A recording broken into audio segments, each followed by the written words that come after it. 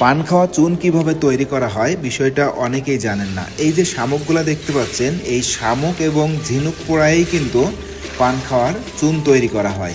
তো এই চুন তৈরির সম্পূর্ণ প্রসেস আজকের ভিডিওতে দেখানোর চেষ্টা করব। ভিডিওটি না টেনে শেষ পর্যন্ত দেখতে থাকুন।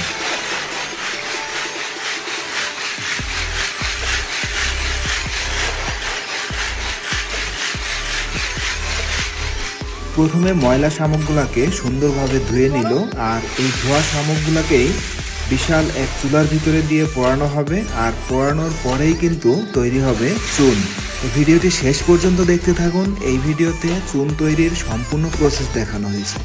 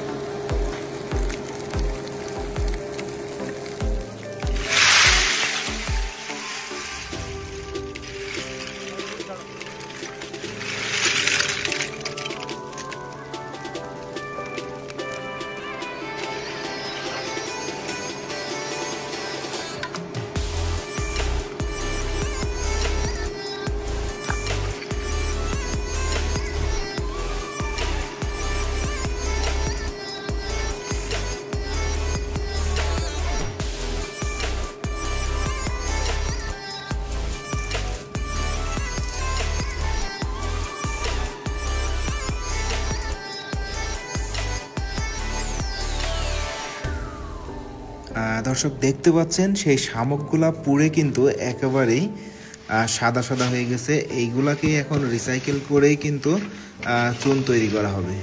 তো দেখতে থাকুন। এখান থেকে বস্তায় ভর্তি করে আরও একটি মেশিনে নিয়ে এটাকে রিসাইকেল করা হবে, ময়লাগুলো আলাদা করা হবে এবং চুনগুলাকে আলাদা করা হবে।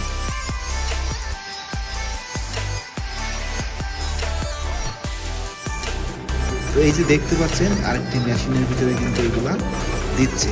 তো ভিডিওটি শেষ পর্যন্ত দেখতে থাকুন।